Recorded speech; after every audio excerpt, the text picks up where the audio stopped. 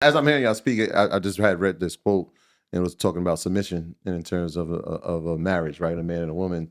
And they were like, if you think about the word submission, somebody has to submit, but somebody has to have a mission. And as I'm hearing y'all speak, it was very clear that you laid out the mission, so it was easy to fall into that. It was easy. And then I think small successes gave her the confidence to believe in me that larger successes could happen.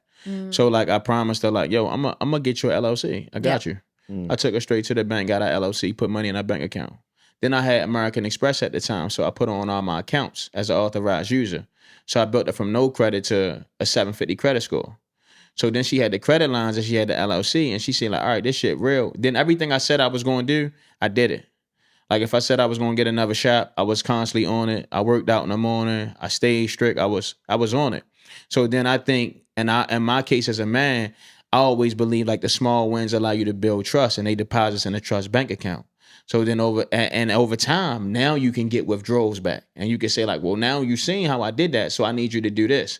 So a lot of times people don't see the dedication that we have for one another, but it really comes from making a lot of big deposits in that trust bank account. So how are you able to get the corporate accounts? Yeah. So we learned, one of the things that we learned, right, when we were working in the store, because we were actively working in the store, was that a lot of the people that come to our space, they have jobs. So they're working for somebody, right? Or they're working at an establishment, or they have their own businesses. And so it was a lot of just like active conversation with our guests. Yeah, and they was genuinely interested in They us. were interested so like, in for us, example, absolutely. like y'all fuck with us. It's a layup for me to do Invest Fest. So it really came from like, so what I did with the brand is I mentored Zodi how to attract customers and build sales, and then she knew relationships.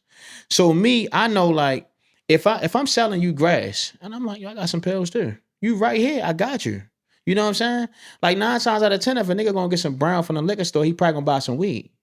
So that's the reason why like brands like Panera brand existed. Panera started as a cookie shop, and then he saw they would go across the street and buy sandwiches. And that's the Panera story. So it was really about how can we keep the customer fully immersed in the world, and how can we build verticals. So it's like if I'm sitting there, you like, yo, I'm with EYL. Shit, y'all got Invest Fast? Yeah, what's up? Hit my number. So I already had you on a hook. So what they don't understand is it's 3 things that I taught Zodi, which is you got a hot lead, meaning a person already coming spending some money with you. You got a warm lead, a motherfucker walking by saying they heard about you. Then you got a cold lead, a person who don't really know nothing. So like a warm lead with me would be like, yo, I saw this dude was on an episode, link me with him. That's a warm lead. I know you gonna put me with him, and now I gotta build. A hot lead is like, yo, I got the pound cakes for you right now, pull up. And we done done that. You see what I'm saying? So I was able to teach her like, yo, you gotta understand when people come into the store, it's verticals that you can catch. But everybody kind of in la-la land. So like when you go in an average coffee shop, there's a teenager with their head down, not thinking. But in that coffee shop, I'm thinking like, yo, this is a working class environment. You work somewhere. How can I cater there? How can I build a rapport? So 90% of our revenue outside of the shop has come from just building organic relationships. That's how we literally got the corporate account. Somebody coming in, they like us. And then also, I'm not afraid to spend some money first. So I want to teach people that too. Because people get so caught up in what their budget is and what numbers is because they had bad interactions with other customers. So they kind of put up this wall and say like, well, you could just go to my email. You could just go to my website. Listen, it's nothing like that hand-to-hand combat. It's nothing like telling a person like, look, I got a box for you. Let me drop something off. Let me follow up, call you. It's the same principles that I had in the street. If I bring you 7 grams of grass and I'm trying to sell you pounds, I'm going to give you the best grams I could give you. Then I'm going to follow up like, yo, was you fucking with the grams? Shit, even if you can't cop right now, let me know. If you ever need something, I'm right here. So people not understanding like, yo, nothing changed. We didn't go to business school. We didn't all of a sudden get an epiphany. It's really a nigga who come from flat foot hustling using those same principles today. Yeah. And those principles also to be applied to the consumer's way of thinking. Like, because a lot of time the consumer will think like, oh, well, if I came in and bought a donut, I'm supporting you. And that's just one level. But it's also like, okay, do you work somewhere? Do you do events? Do you go to events? Like, how can you spread that, like you said, laterally to really help amplify the brand that you love so much? Yeah. And it's educating the consumers too, because Black people, we only know what we know. Because everything that we know had to be self-taught or learned, right? Through negative experiences in most cases, right? So you gotta realize, like, let's talk about Travis. You put me on with Travis. Yeah, shout out to Travis Brown. Yeah, shout out to Travis Brown. Boom, I meet Travis at the event, right? I kick it with him. He like my energy. Yo, give me your real number. I'm not too big.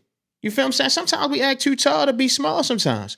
So it's like with Travis, I'm like, oh, all right, give me your number. Travis, say, I like your energy. I like what you got going on. I'm with the public school system. So me hustling, I know it's several ways to carve a fish. Like, oh, you with the pole? Yeah, what's up? I know you got some money for the tea. I got y'all. And I'm going to over-deliver. So I'm going to over-deliver because you my man, because you black, you in the education space. I love all that shit. So it's like now, guess what? Trav give me his wife number.